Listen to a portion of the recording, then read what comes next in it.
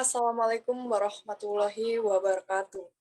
Selamat siang, yang terhormat Bapak Hendrik Pandupaksi SPD MPD, selaku dosen pengampu mata kuliah konsep dasar PPKN, dan teman-teman yang berbahagia. Pertama-tama, marilah kita panjatkan puji syukur terhadap Allah Subhanahu wa Ta'ala karena atas rahmat dan hidayahnya kita semua dapat berkumpul pada siang hari ini dalam keadaan sehat walafiat. Sebelumnya, perkenalkan, saya Zahra Fakrunisa Pramesela, NIM 018, bertugas sebagai moderator yang akan memandu kegiatan diskusi ini. Saya juga akan memperkenalkan anggota kelompok ini.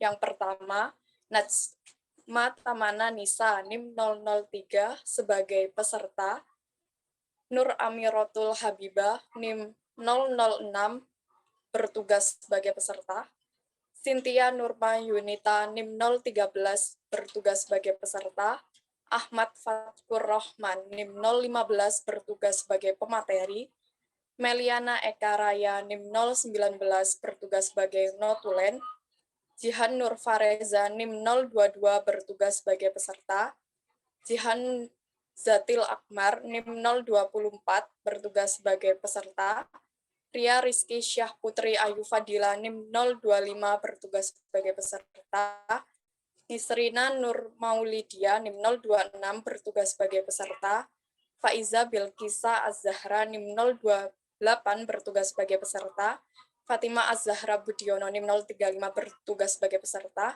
Eti Retno Artanti, NIM 036 bertugas sebagai peserta. Baik teman-teman, langsung saja kita mulai ke acara sesi pertama, yaitu pembukaan. Sebelumnya, marilah kita mengucapkan basmalah bersama-sama. Bismillahirrahmanirrahim.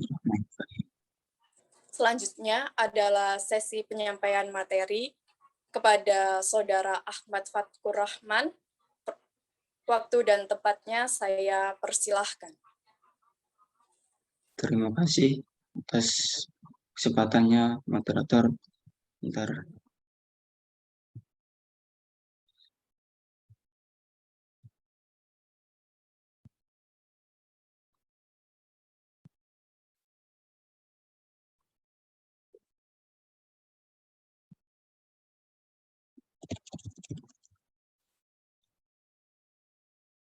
Apakah sudah kelihatan semuanya?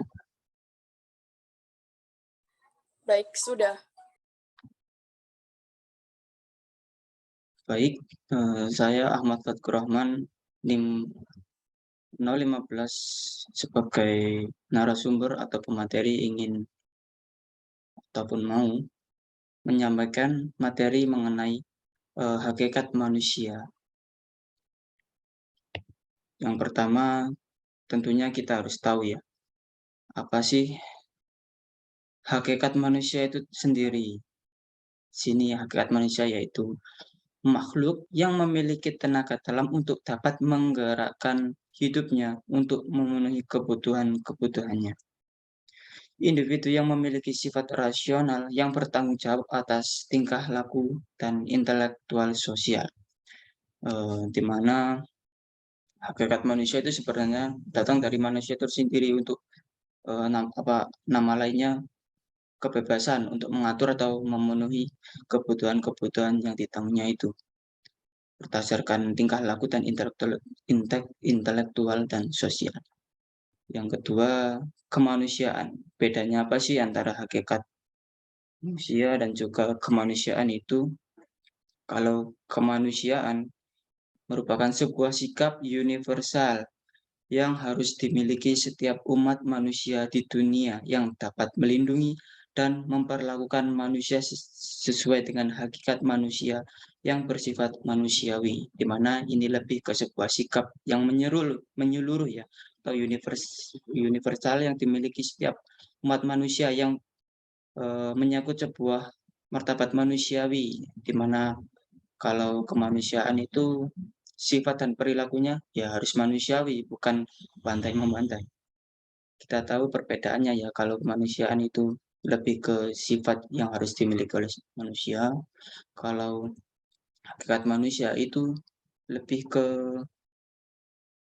aspek ataupun penggerak, kebebasan dalam memenuhi ataupun bertanggung jawab atas perilaku yang terjadi pada seseorang atau manusia itu. Selanjutnya macam-macam aspek dalam hakikat kemanusiaan. Ada 5 ya. Manusia sebagai makhluk berbudaya, manusia sebagai makhluk Tuhan, manusia sebagai makhluk individu, manusia sebagai makhluk sosial, dan manusia sebagai makhluk beragama. Di mana aspek ini sangat penting bagi kita semua. Yang pertama yaitu manusia sebagai makhluk berbudaya, di mana kita kan negara multikultural ya. Jelas nggak bisa terlepas dari yang satu ini, berbudaya. Di mana kita bebas menentukan budaya tersendiri dan kita nggak boleh ngejudge satu sama lain. Terus yang kedua, manusia sebagai makhluk Tuhan. Nah, apalagi kita negara itu ya, di mana Pancasila pertamanya eh, ketuhanan yang Maha Esa, di mana negara ini, khususnya Indonesia ini, mengakui adanya Tuhan meskipun berbeda agama. Tapi intinya itu sebagai makhluk Tuhan, kita diciptakan oleh Tuhan. Terus yang ketiga ada makhluk sebagai makhluk individu, di mana sebuah individu dapat melakukan kebebasan hak asasinya tersendiri tanpa adanya kekangan dari manusia yang lain. Anda mau melakukan itu atau asalkan itu benar ya boleh-boleh aja tanpa dikekang adanya manusia ataupun orang lain. Yang keempat, eh, manusia sebagai makhluk sosial. Tadi kan makhluk individu, kebebasan dalam berekspresi atau melakukan sesuatu. Yang selanjutnya itu makhluk sosial, di mana kita sebagai makhluk jelas nggak akan bisa kalau kita hidup tanpa adanya sosial, bantuan dari orang lain, bantuan fisik ataupun non fisik itu sangat penting dalam bermasyarakat terutama ya. Terus yang selanjutnya, yang terakhir itu manusia sebagai makhluk beragama. Nah ini erat kaitannya dengan yang kedua tadi ya, sebagai makhluk Tuhan. Mana kita manusia makhluk beragama. Gimana? Gimana Kak Bilgis? Boleh dimatikan mic-nya dulu. Oke, saya lanjutkan ya. Di mana manusia sebagai makhluk beragama, di mana kita negara ini kan nggak boleh adanya ateisme, harus beragama, dan itu merupakan aspek ikat kemanusiaan yang macamnya tergolong harus memenuhi 5 aspek ini sebenarnya. Tapi kan ada beberapa orang atau kelompok masyarakat yang mengabaikan semua salah satu atau bisa jadi semua sih. Tapi kalau semua jelas enggak. Mungkin yang paling diabaikan itu yang poin kelima dan poin kedua oleh orang-orang agnostik dan juga ateisme gitu. Terus yang selanjutnya nah ini teori nilai kemanusiaan. Teori tersendiri dibagi menjadi dua menurut Conjaring-Ningrat dan juga Institute of Study. Conjaring-Ningrat mengemukakan kalau nilai-nilai kemanusiaan atau nilai etika atau moral yaitu sesuatu yang menyangkut kelakuan dan perbuatan manusia yang sesuai dengan norma dan menghormati masyarakat martabat manusia. Nilai-nilai kebersamaan sama dengan nilai kemanusiaan. Nah, kebersamaan sama dengan nilai kemanusiaan, yaitu sifat hal-hal penting atau berguna dalam kehidupan, di mana nilai kebersamaan dan juga nilai kemanusiaan sama-sama memiliki kepentingan yang sama dalam aspek kehidupan terutamanya. Mungkin teman-teman bisa memahami konsep kebenaran dan juga kemanusiaan itu, kebenaran dan juga kemanusiaan itu tersendiri. Nah, yang kedua menurut Institute of Satya, nilai-nilai kemanusiaan atau nilai etika atau moral yaitu sesuatu yang menyangkut kelakuan dan perbuatan. Ini kelakuan dan perbuatan, tapi sebenarnya sama sih, kayak ya nggak sih teman-teman? Antara dua ini memiliki kesamaan sebenarnya. Oke, lanjut. Selanjutnya, organisasi kemanusiaan yang ada di Indonesia. Ada banyak sih sebenarnya, tapi saya mengambil hanya 4: PMI, ACT, HARA, dan SHIF. Mungkin teman-teman, kalau PMI sudah familiar ya, sangat familiar, mungkin kalau ada yang nggak tahu ya kebangetan. Kalau yang ACT, HARA, dan SHIF mungkin beberapa orang itu menganggapnya aneh, kecuali SHIF, terutama itu SHIF. Kok nanti saya jelaskan. Yang pertama, PMI, Palang Merah Indonesia. Bidang sosial kemanusiaan, terutama tugas-tugas kepala-merahan meliputi pelayanan kesehatan dan kesejahteraan manusia. Nah, ini jelas organisasi besar yang menyangkut kemanusiaan karena kan di Indonesia terutama ya. Karena kan menyangkut pelayanan kesehatan dan juga kesejahteraan masyarakat, dan hal itu sangat erat kaitannya dengan kemanusiaan, di mana sifat kemanusiaan nggak terlepas dari sifat kesejahteraan dan juga kesehatan itu tersendiri. Nah, PMI solusinya. Yang kedua, ACT, Act for Humanity, ataupun biasanya ini lebih bergerak pada bidang eh, umat-umat muslim di daerah-daerah yang tertimpa bencana, konflik maupun kemiskinan. Ini juga ada di Indonesia, pusatnya juga ada di Indonesia. Eh, ini biasanya lebih ke membantu teman-teman kita ataupun saudara-saudara kita yang berada di Palestina, Suriah, Rohingya, yang mereka memiliki ataupun mengalami ketertindasan, bisa dibilang begitu ya. Tapi ACT ini nggak cuma di daerah Timur Tengah ya, di Indonesia juga ada ACT for Humanity yang bergerak pada bidang kayak kesenjangan sosial, kemiskinan. Mereka juga mengelola melalui kayak apa namanya, bersedekah bersama biasanya itu, ataupun kalau makna gaulnya pembangunan sosial, pembangunan kemanusiaan. Ini biasanya kalau teman-teman sering buka IG, ACT ini itu loh, kayak apa, promosi gitu di iklannya biasanya kalau teman-teman sering lihat, kayak kemanusiaan gitu. Dan ini ACT sangat berguna bagi kita semua, terutama kita sebagai, umat muslim karena membantu sesama muslim. Nah, yang ketiga, HARA.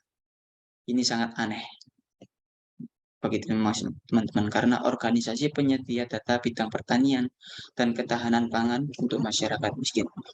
Kok bisa sih HARA kan penyedia itu ya, data pertahanan dan ketahanan pangan. Kenapa kok masuk organisasi kemanusiaan gitu? Teman-teman kan mungkin mikirnya kayak gitu. Nah, dalam penyediaan data bidang pertanian dan ketahanan pangan, ini kan termasuk orientasinya kemana? Ke bansos yang lebih ke bersifat itu ya, kebutuhan. Nah, nanti bidang pertanian ketahanan pangan, hasil panennya itu diakumulasikan oleh pemerintah yang nantinya ya bisa dijual belikan ke negara lainnya, tapi lebih besar ke itu bantuan sosial kepada masyarakat.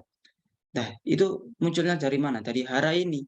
Karena kalau bidang pertaniannya jelek ataupun nggak panen sama sekali, itu kan kita jadi nggak bisa itu mengakomodasikan kepada masyarakat yang membutuhkan. Mungkin itu, terus kemudian ada shift. Nah, ini ini sempat viral loh pada masanya, booming-boomingnya itu kurang lebih 2019, 2020 itu booming sekali ini. Shift itu apa sih? Shift itu kayak bahasa gaul. Kalau kita itu menyebutnya Gerakan Pemuda dan Pemudi Hijrah. Ini lebih ke agamaan tapi juga lebih kemanusiaan. Di sisi lain apa namanya, mempertahankan aspek kerohanian, di sisi lain juga mengumpulkan aspek kemanusiaan. Sebagai deskripsinya, bergerak pada bidang kerohanian para pemuda. Nah, pemuda dan pemudi untuk membantu kepribadian yang lebih baik. Noh, kepribadian yang lebih baik kok ada hubungan sama kemanusiaan. Nah, kepribadiannya lebih baik itu jelas berpengaruh pada kemanusiaan itu tersendiri, baik melalui sifat, perilaku yang menuntun seseorang untuk melakukan kemanusiaan. Sebagai contoh, ketika seseorang memiliki kepribadian yang baik, ketika ada, kayak pengemis atau apa, apakah mereka membiarkan hal tersebut? Yang jelas nggak mungkin. Minimal mereka mengeluarkan uang mungkin mungkin 1.000 atau 2.000, itu kan bagi kemanusiaan itu cukup wow, daripada, orang yang nggak ngasih. Dan kalau nggak ada shift, itu kan kepribadian seseorang bisa jadi jelek kan. Maksudnya yang jelek nggak mau berubah dari jadi buruk, ataupun yang jelek nggak mau berubah menjadi baik, ataupun yang baik bisa berubah jadi jelek. Kalau kepribadian seseorang jelek, ya jelas berpengaruh pada kemanusiaan itu tersendiri. Sebagai contoh pembegalan, pembunuhan, itu kan karena apa? Mereka nggak punya kepribadian yang bagus, yang ditata, yang pondasi dasarnya itu nggak sekokoh anak-anak shift. Nah, dengan adanya shift, ini membuka teman-teman, ataupun nggak usah teman-teman sih, orang-orang di luar sana yang ingin berhijrah ataupun menjadi lebih baik, baik secara kerohanian, kepribadian, mental, maupun pemikiran. Nah, dengan aspek itu bergerak ataupun merubah sifat dan pandangan kemanusiaan, di mana mereka itu biasanya ya, itu antusias kayak ikut volunteer, kayak gitu-gitulah. Intinya kayak gitu. Nah, keempat, organisasi ini menurut saya itu sangat penting bagi kemanusiaan itu tersendiri. Terus yang selanjutnya, hukum. Hukum pengatur kemanusiaan yang ada di Indonesia ya ini. Ada beberapa sih sebenarnya, tapi saya golongkan menjadi 3 aja, yang saya sebutkan menjadi 3 ya, di mana ada, Undang-Undang Pasal 21I ayat 4, Pasal 21I ayat 1, dan UU Nomor 39 Tahun 99.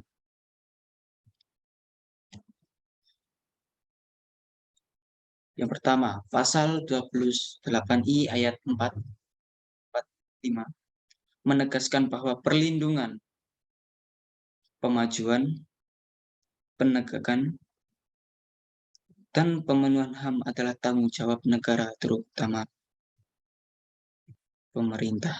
Nah, ini kan sudah menjadi jawaban pokok ya.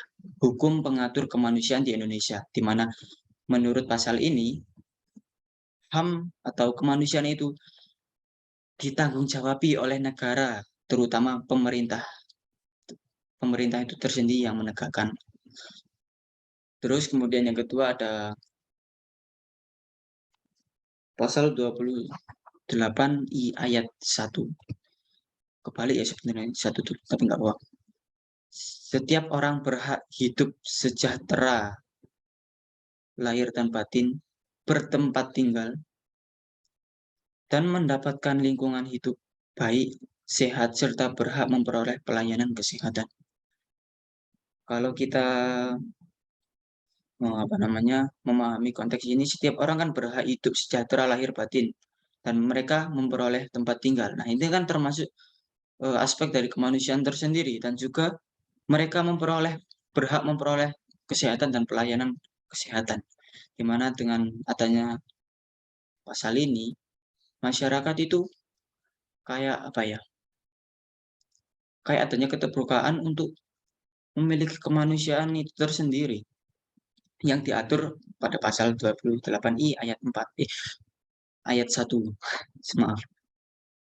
Terus yang selanjutnya itu UU nomor 39 tahun 99 atau 1999.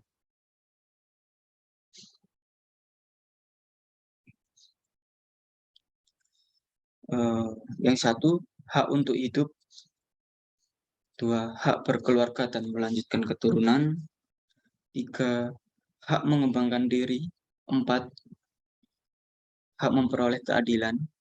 5, hak atas kebebasan pribadi ataupun kebebasan berekspresi. Yang keenam, hak atas rasa aman. UU ini sebenarnya ada kaitannya ataupun similar dengan pasal ini, pasal 28 ayat 1 dan 4. Karena mereka kan sama-sama memiliki hak untuk hidup ya. Untuk hidup, untuk berkeluarga, untuk mengembangkan diri, dan atas rasa aman, di mana mereka itu sebagai warga negara Indonesia memiliki hak atas rasa aman itu tersendiri, baik secara pribadi ataupun sosial ya.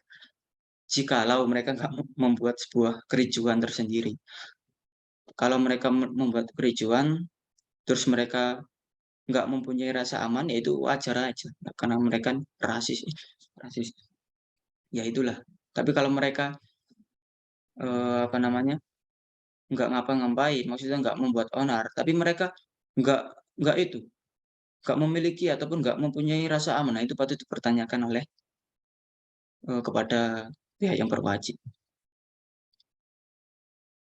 Dari ketiga pasal ini memiliki kesamaan ya, jelas sama-sama berhak untuk hidup, bertempat tinggal, dan juga memiliki rasa aman tersendiri.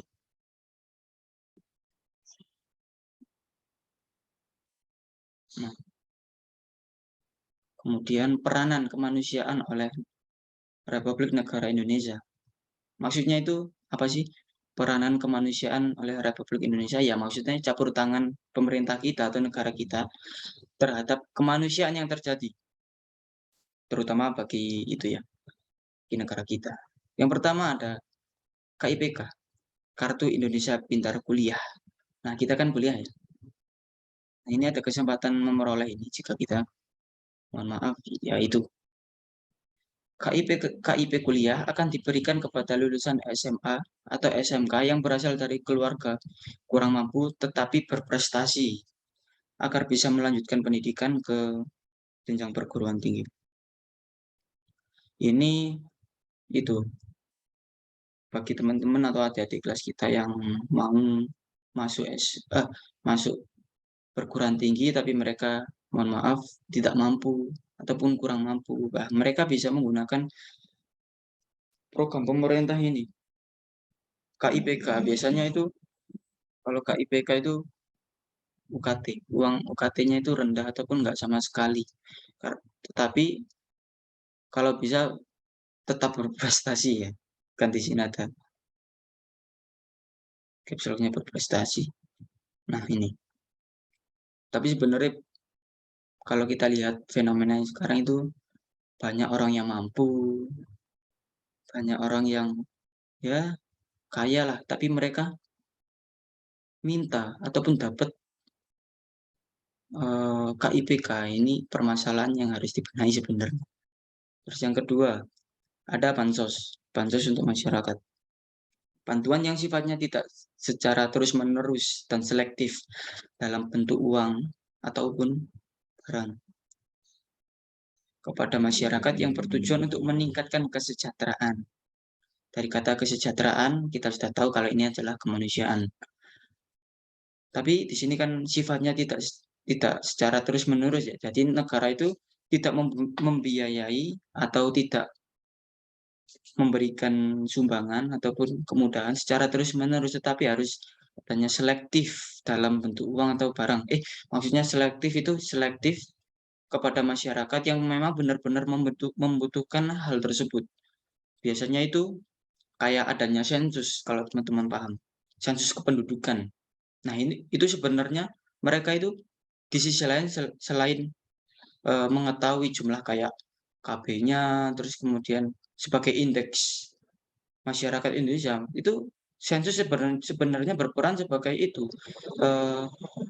selektif kepada masyarakat, mana sih mereka itu yang berhak memperoleh bantuan, mana sih yang nggak berhak memperoleh, sehingga nggak terjadinya salah itu, salah option, di mana yang kaya mendapatkan bantuan sedangkan yang miskin nggak nggak mendapatkan apa-apa dan nangis di pojokan. Nah itu kalau nggak melalui sensus sih.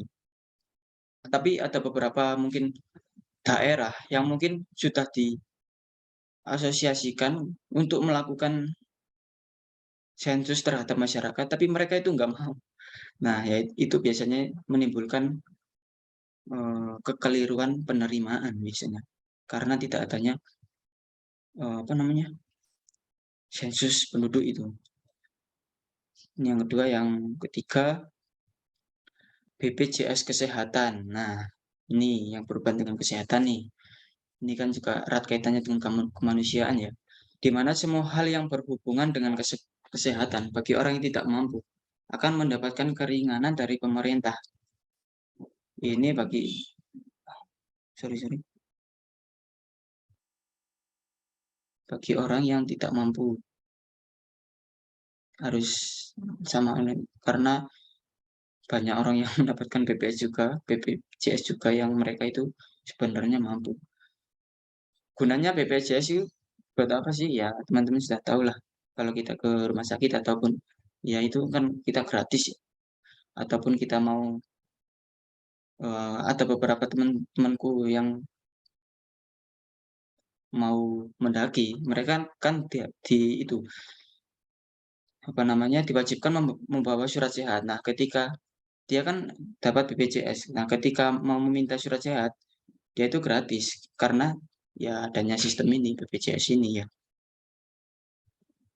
Nah, ini 3 bentuk peranan kemanusiaan oleh Indonesia, maksudnya peranan bantuan kemanusiaan oleh negara kita. Nah, terima kasih. Itu saja saya sampaikan mengenai kemanusiaan. Selebihnya saya kembalikan kepada moderator. Baik, sesi selanjutnya adalah sesi tanya jawab. Untuk teman-teman yang ingin bertanya bisa raise hand atau ingin mengutarakan pendapatnya. Ya, Baik, Jihan. perkenalkan sebelumnya nama saya Jihan Nur Fareza, NIM 022.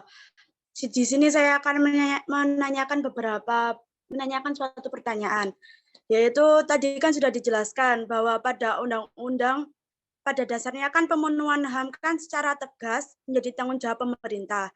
Tetapi mengapa masih sering kita jumpai pelanggaran HAM masih sering terjadi? Bahkan tidak sedikit hal itu dilakukan oleh pemerintah sendiri. Apakah artinya undang-undang tersebut tidak bisa menjamin HAM seseorang atau ada yang salah dengan pemerintahan kita? Sekian, terima kasih.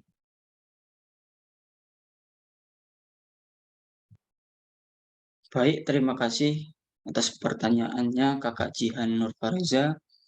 Pertanyaannya kan mengenai kenapa kok banyak sekali pelanggaran HAM yang terjadi di negara kita ini. Apakah memang HAM itu tersendiri memang lemah ataupun oknumnya yang lemah?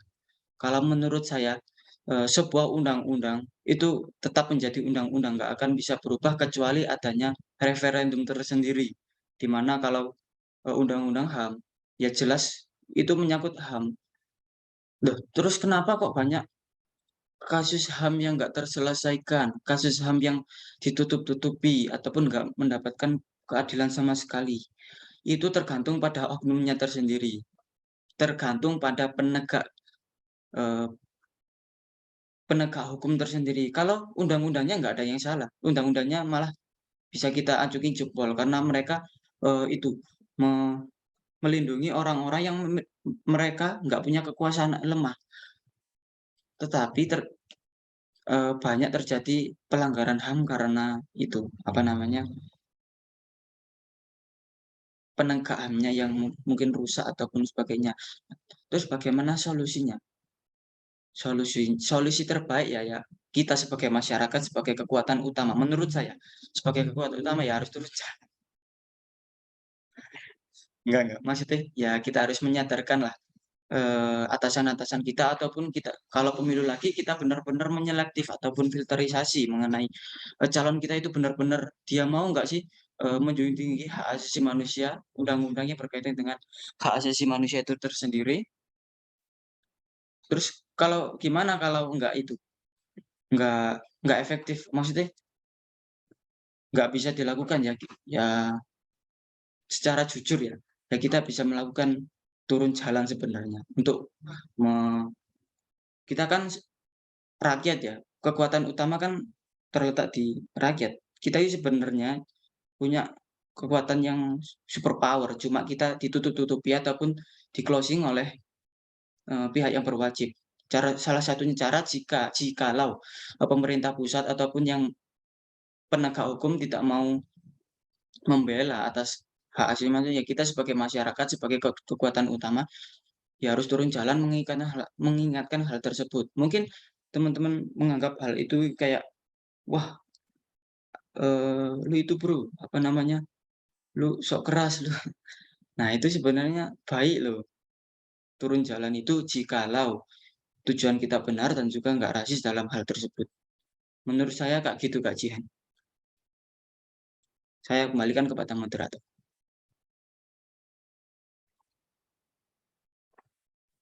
Bagaimana untuk jawabannya Kak Jihan Nurfareza? Iya, terima kasih. Baik, untuk pertanyaan selanjutnya dari Saudara Meliana Ekaraya. Baik, perkenalkan nama saya Meliana Ekaraya, NIM 019. Pertanyaan saya, pada hakikatnya setiap manusia membutuhkan pendidikan, karena pendidikan itu sendiri merupakan salah satu kunci kehidupan. Nah, bagaimana sih konsep atau hubungan hakikat manusia dengan pendidikan? Terima kasih.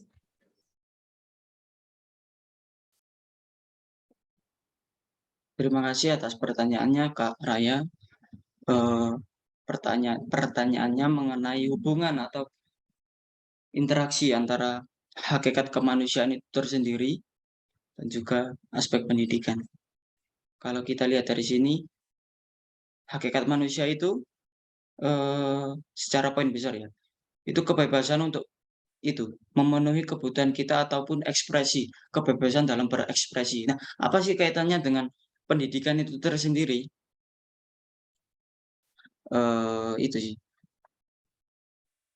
Dengan adanya kebebasan individu, kita itu dengan hakikat manusia itu bisa memilih kita itu berhubungan enggak sama pendidikan dan negara pun juga mewadahi kita dengan sebuah undang-undang di mana semua warga negara Indonesia itu wajib dan berhak memiliki ataupun kesempatan dalam bidang pendidikan. Di mana kebebasan kita berekspresi itu sangat erat kaitannya dengan sebuah pendidikan karena kita berbebas memiliki kebebasan ekspresi dalam bidang pendidikan. Terus kemudian hubungannya apa sama pendidikan? Nah, karena kita itu memiliki kebebasan dalam berpendapat, itu kita bisa bebas menentukan kita itu memiliki sekolah nggak ya? Kita itu bisa sekolah nggak? Maksudnya, toh aku lo pengen sekolah, saya lo pengen sekolah, tapi kok kok kok nggak boleh sekolah? Nah, itu bisa bisa dilaporkan sesuai dengan undang-undang, ayat Undang-Undang Pasal 31 Ayat 2 kalau nggak salah itu mengenai pendidikan. Nah, kalau kita, kayak tertekan ataupun tidak memiliki gerak dalam bidang pendidikan, itu kita bisa sesuai dengan hakikat manusia, kita bisa beranjak melalui Undang-Undang Ayat 30 Pasal 31 Ayat 2 tersebut. Sebenarnya kayak gitu, menurut saya ya. Tapi teman-teman ada yang mau menyanggah ataupun memberikan itu saran ataupun yang lain monggo. Nggak apa-apa. Hakikat manusia dengan itu, pendidikan tersendiri. Kemanusiaan diajarkan di sekolah. Nah, dengan ada lagi tambahan kalau dengan adanya kita sekolah, kita bisa mengetahui, mempertegas, mendalami ilmu mengenai kemanusiaan ataupun aspek yang mengenai manusia itu. Nah hubungannya, kalau kita bersekolah atau berpendidikan, kita kita baru tahu, oh ini loh perilaku yang nggak baik, oh ini loh perilaku yang baik. Itu kan termasuk dalam prinsip kemanusiaan ya. Nah, dari situ secara garis besar memiliki keterkaitan antara hakikat manusia dan juga pendidikan itu tersendiri. Kayak gitu, Kak Raya. Saya Baik, kembalikan terima kepada kasih. moderator. Ya, sama-sama. Baik, untuk pertanyaan selanjutnya dari Kak Najma Tamananisa, dipersilahkan.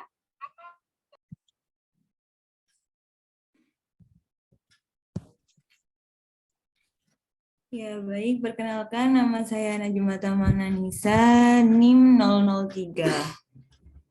Saya ingin bertanya, hakikat manusia kan tadi dijelaskan. Kalau makhluk yang memiliki tenaga dalam untuk menggerakkan hidupnya untuk memenuhi kebutuhannya. Sedangkan sosiologi itu ilmu yang mempelajari setiap kehidupan masyarakat. Lalu yang saya tanyakan, apa hubungan antara hakikat manusia dengan sosiologi itu sendiri? Baik, Kak Najma, terima kasih atas pertanyaannya. Secara garis besar, pertanyaannya itu apa sih hubungan antara hakikat manusia, di mana hakikat manusia itu kan memiliki kebebasan berekspresi ataupun kebebasan dalam memenuhi kebutuhan dengan aspek sosiologi. Secara main ide, sosiologi kan berhubungan dengan masyarakat ya. Sosiologi masyarakat, hakikat manusia, kebebasan berekspresi dan individu. Dengan adanya kebebasan berekspresi, kita itu bisa mengemukakan pendapat kita mengenai ataupun perilaku kita terhadap suatu hal yang memang itu baik. Nah, apa sih hubungannya dengan sosiologi kemasyarakatannya? Nah, itu kita kan memiliki kebebasan ya, di mana di situ itu kita bisa berinteraksi secara penuh langsung kepada masyarakat yang bersangkutan, apalagi dalam aspek kemanusiaan, hakikat manusia, saling membantu, memiliki perilaku yang baik. Nah, itu kan terbentuk juga karena dan untuk oleh itu masyarakat tersendiri. Nah, dari situ kan kita tahu bahwa hakikat manusia sebagai makhluk individu itu sangat erat kaitannya dengan aspek sosiologi antara kemanusiaan, antara kemasyarakatan itu tersendiri. Kalau menurut saya kayak gitu, Kak.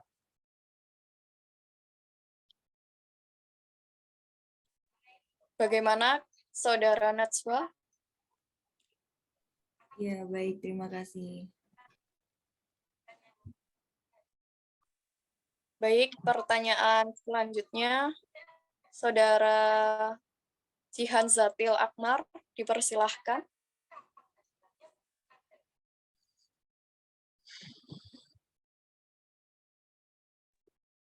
Baik, sebentar saya izin off-cam sebentar ya.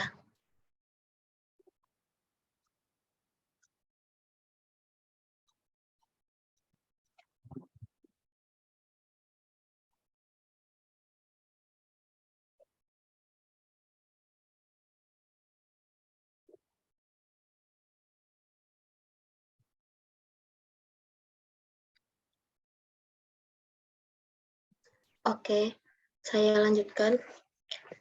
Saya ingin bertanya, hakikat manusia kan pada dasarnya mempunyai pandangan-pandangan tentang hakikat manusia ya. Nah, menurut Mas Faktur sendiri, itu bagaimana tentang pandangan humanistik pada hakikat manusia? Terima kasih. Gimana, Kak, pandangan antara Pandangan humanistik pada hakikat manusia. humanistik, Ya, antara aspek kemanusiaan dengan humanistik? Gitu, Kak? iya. Oke. Kalau aspek humanistik itu menurut saya ya, karena human kan manusia, aspek yang berkaitan dengan perilaku manusia yang mencerminkan atau berpotensi menuju ke arah yang lebih baik kayak gitu. Menurut saya aspeknya kayak gitu. Nah, apa sih hubungannya dengan kemanusiaan dan juga teori ataupun aspek humanistik, di mana kemanusiaan itu berperilaku ini memperlakukan manusia secara sesuai dengan hakikat manusia yang bersifat manusiawi, di mana kita melakukan ataupun memperlakukan manusia sebagai manusianya, enggak semena-mena. Terus apa hubungan dengan konsep humanistik? Ya sangat erat. Soalnya konsep humanistik itu konsep yang mengacu pada potensi positif atau kebaikan dalam hal perilaku ataupun orientasi. Orientasi yang baik itu kan sama dengan itu, nilai kemanusiaan ya. Maksudnya memperlakukan manusia sesuai dengan manusiawi itu kan sama artinya dengan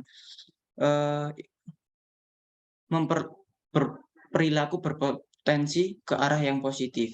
Nah, menurut saya antara kemanusiaan dan juga aspek humanistik itu sangat erat dan juga bisa dibilang persis kayak gitu.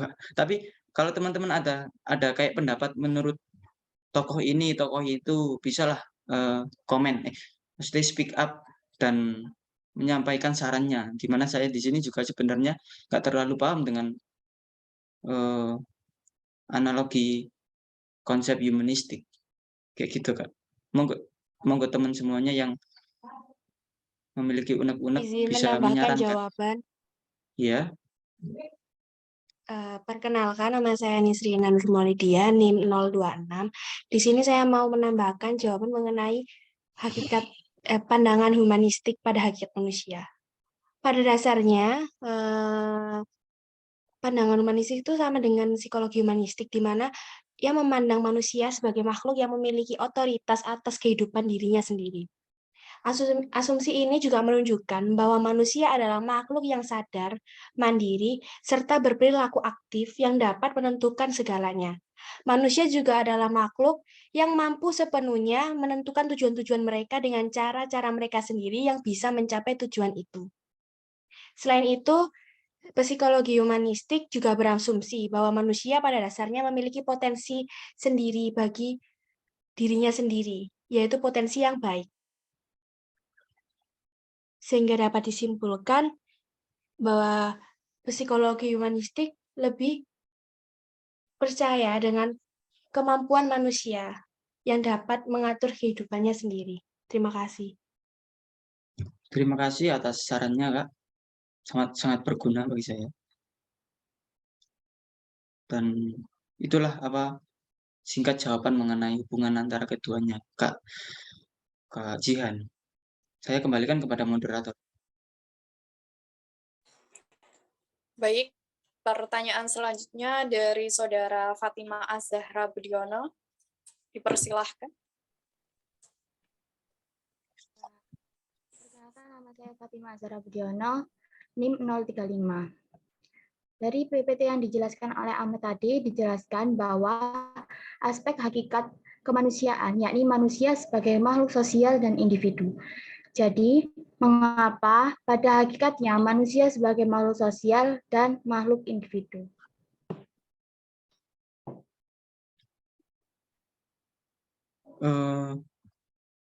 Secara garis besarnya Kak Zahra tanya itu ya, kayak kenapa manusia terbagi menjadi makhluk sosial dan makhluk individu kayak gitu tak Kak? Ya, maksudnya seperti itu.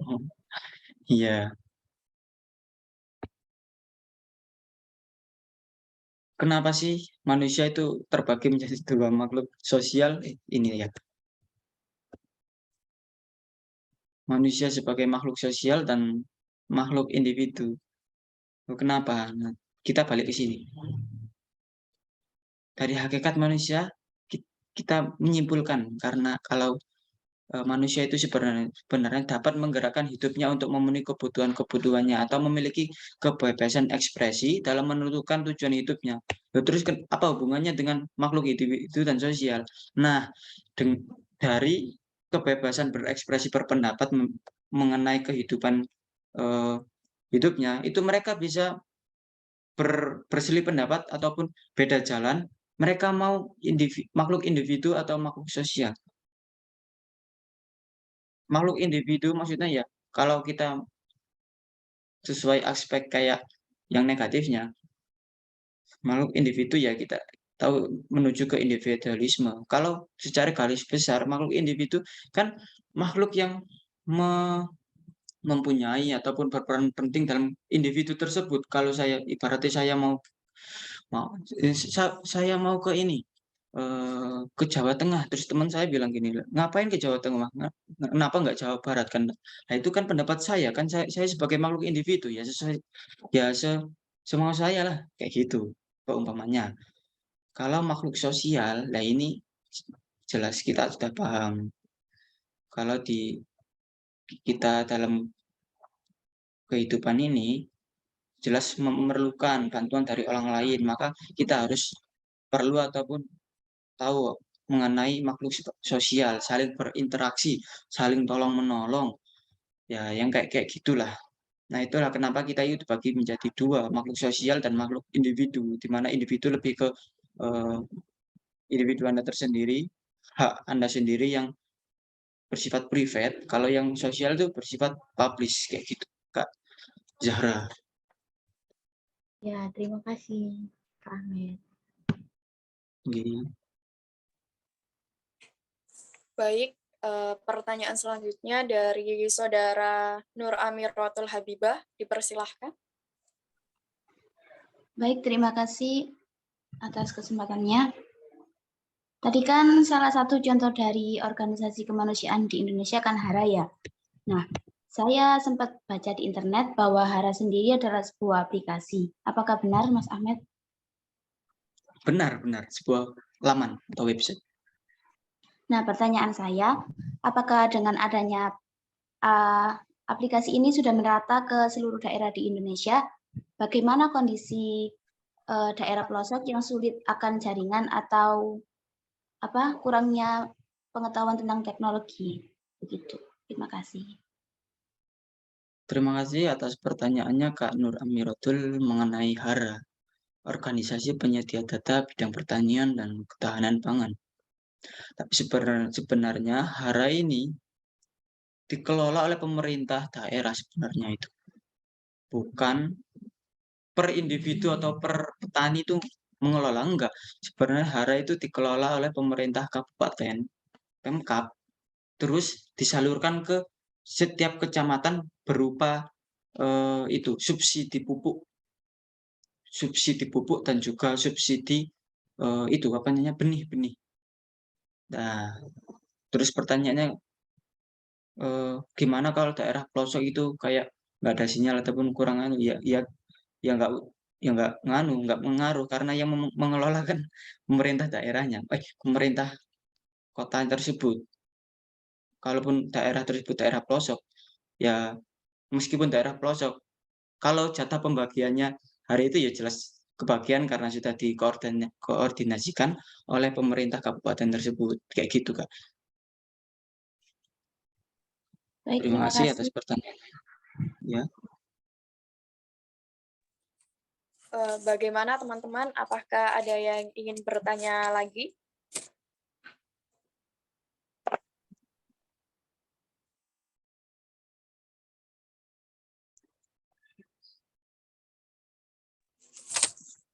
Saya kira sudah cukup pertanyaan dari teman-teman. Sesi selanjutnya saya persilahkan Kak Meliana Eka Raya sebagai notulen untuk menyampaikan kesimpulan dari diskusi ini. Baik, saya akan membacakan kesimpulan dari materi tentang memahami hakikat manusia tersebut. Berdasarkan pembahasan tadi, maka dapat disimpulkan bahwa pada hakikatnya manusia adalah makhluk yang terdiri dari unsur jasmani dan rohani. Manusia lahir dengan membawa potensi fitrah, potensi-potensi yang dimiliki oleh manusia tersebut dapat dikembangkan dengan baik dan produktif oleh pemerintah. Selain itu, manusia dalam pertumbuhan dan perkembangannya juga dipengaruhi faktor-faktor kreditas dan lingkungan. Itulah kesimpulan materi menurut saya. Terima kasih.